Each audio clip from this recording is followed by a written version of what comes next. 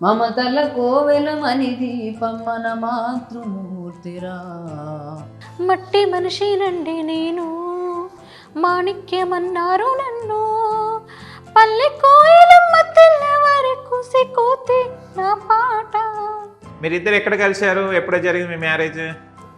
నా పేరెంట్స్ అంటే మా అన్నయ్య వాళ్ళకి ఇట్లా ఎవ్వరు తోడలేరు.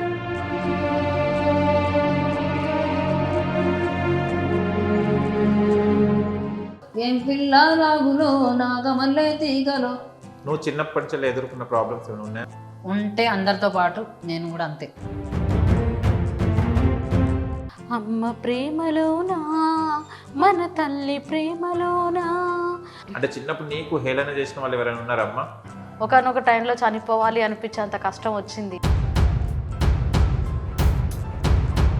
అదరా నా గుండెలదరా నిదురా కంటికి రాదు మధుర వెన్నెలగా సెనుగదరా.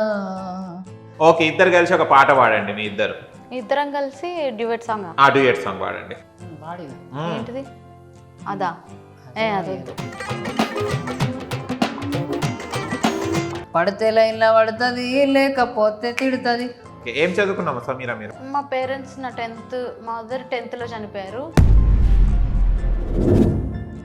రషీద్లో నచ్చింది ఏంటమ్మా సమీరా?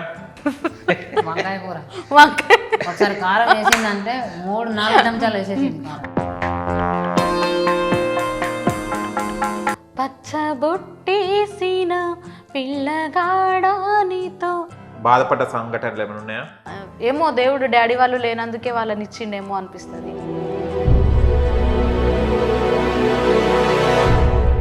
మా వాళ్ళు మా ఇంటి కాడ, అరే మా వాళ్ళు మా ఇంటి కాడ మంచి జజమువ్వలు వండుకున్నారంటో. మా వాళ్ళు మా ఇంటి కాడ. మీ పేరెంట్స్ ఏం చేస్తుండేవారు? మ్యారేజ్ అయిన తర్వాత ఇంకా చాలా ప్రాబ్లమ్స్ వచ్చినాయి. రషీద్, నీకు సమీరా దానికి నచ్చింది ఏంటిది? నా ఫోన్లో మెసేజ్ చూసిందంటే చాలు. ఎవరికి ఎప్పుడు తల వంచని నేను, నీ పట్టి చూసేటందుకు తలనే వంచాను. చూపే బంగారమాయనే, శ్రీవల్లి మాటే మాణిక్యమాయనే. రషీద్ సమీరా అంటే చాలా వాల్యూ ఇస్తున్నారు. ఇప్పుడు ఎలా ఫీల్ అవుతున్నారు? ఇప్పుడు ఎవరి మీద డిపెండ్ అవ్వకుండా మా పేరెంట్స్ని కానీ.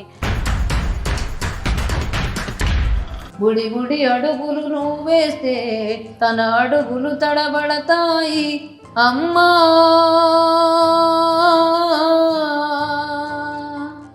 అమ్మా అని పిలుపు విని తన జన్మ ధన్యమనుకుంటుంది.